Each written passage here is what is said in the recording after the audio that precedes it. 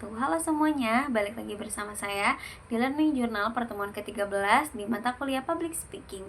Nah, pada Kamis kemarin kita membahas kembali tentang teman-teman yang maju 3 orang itu untuk bisa berbicara di depan umum gitu. Nah, yang 3 kandidat ini yang dipanggil oleh Bapak Adi, di antaranya ada Muhammad Adnan, ada Siti Nurhaliza, dan juga ada Muhammad Ishak Abdurrahman gitu.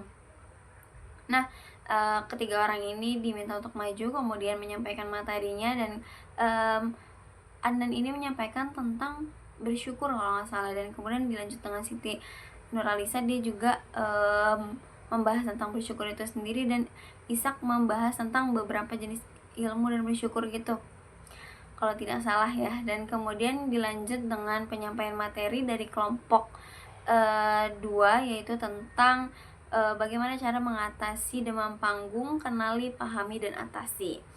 Nah, demam panggung ini atau bisa disebut dengan glossophobia, di mana glossophobia ini adalah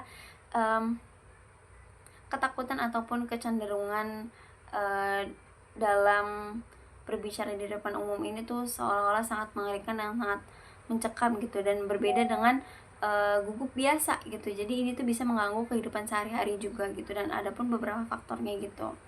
Nah, apa sih perbedaan antara si glossophobia dan gugup biasa ini? Nah, kalau glossophobia ini tuh bisa mengganggu aktivitas sehari-hari, dan gejalanya itu ekstrim ketika kambuh gitu, ataupun ketika kita berbicara di depan umum nih, itu tuh benar-benar mungkin lidahnya jadi keluh, kemudian dia tidak bisa bergerak bebas, bahkan bisa menjadi orang yang tiba-tiba tuh amat sangat gugup gitu, bahkan yang bisa bergetar gitu ya. Yaitu mungkin perbedaan dari si glossophobia dan gugup biasa gitu. Adapun penyebab dari si glossophobia ini adalah seperti yang sama-sama kita ketahui bahwa glossophobia atau demam panggung ini tuh bisa banyak faktornya nih, penyebabnya gitu. Ada mungkin faktor karena genetik gitu ya, terus juga ada faktor dari lingkungan dia ataupun traumatisnya dia. Nah, kalau dari faktor genetik itu mungkin yang seperti apa? Nah, faktor genetik ini tuh mungkin ada beberapa orang yang kesulitan dalam berbicara atau speech delay. Nah, itu bisa dikatakan dengan genetik atau penyakit bawaan gitu, dan tapi bisa diterapi gitu. Nah, ada pun juga karena perilaku lingkungan, dimana ketika dia merasakan berbicara ataupun di kehidupan keluarganya, di kehidupan sehari-harinya, ketika dia berbicara dia merasa ditolak, dia merasa dihakimi, dan dia merasa suaranya tidak didengar. Nah, itu juga bisa dari perilaku lingkungan itu bisa menimbulkan traumatis sendiri bagi orang yang memiliki glossophobia itu sendiri gitu. Jadi ya memang menjadi seorang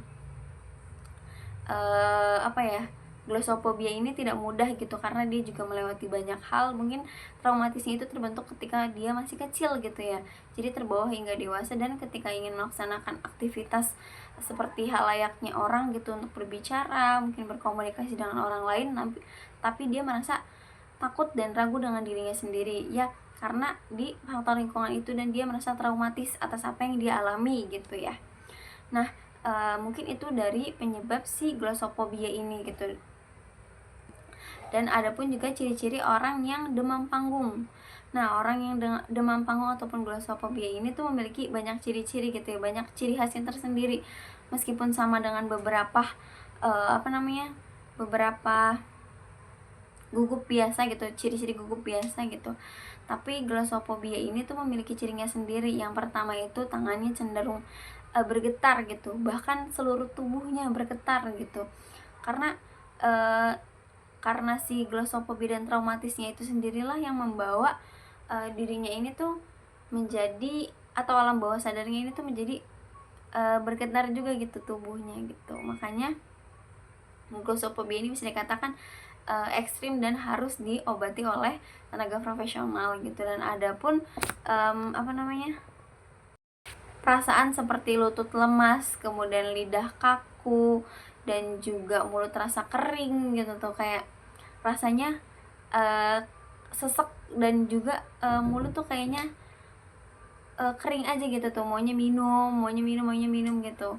Terus juga karena ciri-ciri inilah yang mungkin mengganggu si glossophobia itu, orang glossophobia itu gitu ya. Adapun juga dampak negatif dari si glossophobia ini gitu ya, karena memang dari ciri-ciri yang disebutkan saja itu bisa mengganggu aktivitas ataupun konsentrasi dari si orang yang demam panggung itu ya. Jadi kayak dia konsentrasinya pecah, kayak ingin cepet-cepet selesai gitu, padahal baru juga mulai gitu kan. Nah, karena konsentrasi pecahnya inilah materi yang disampaikan juga mungkin akan berantakan gitu ya. Dan juga ada tentang penurunan kualitas penampilan. Tadinya presentasenya orang lain itu merasa penampilan ini akan bagus gitu ya, namun karena si glossophobia ataupun gara-gara si demam panggung ini tuh menjadi menurun dan gak maksimal gitu. Dan juga ada kehilangan kepercayaan diri, terus juga ada gangguan emosional dan mental, serta hilangnya peluang dan kesempatan. Karena peluang dan kesempatan itu kalau nggak diambil sangat sayang ya teman-teman. Makanya orang yang glossophobia ini tuh cenderung kehilangan kesempatannya lagi untuk berbicara, karena ketika dia berbicara di depan umum saja dia tidak mampu gitu. Jadi mungkin orang-orang akan menganggap bahwa dia itu tidak bisa gitu. Terus juga ada cara mengatasi demam panggung itu sendiri secara mental maupun secara fisik. Nah, dari secara mental ini perlu persiapan matang, kemudian juga latihan, dan juga penguasaan materi yang mendalam, serta bantuan medis baik itu psikologis maupun psikiater untuk bisa membantu kita setidaknya sedikit banyaknya untuk bisa lebih percaya diri dan meminta saran ataupun masukan dari psikolog maupun psikiater gitu.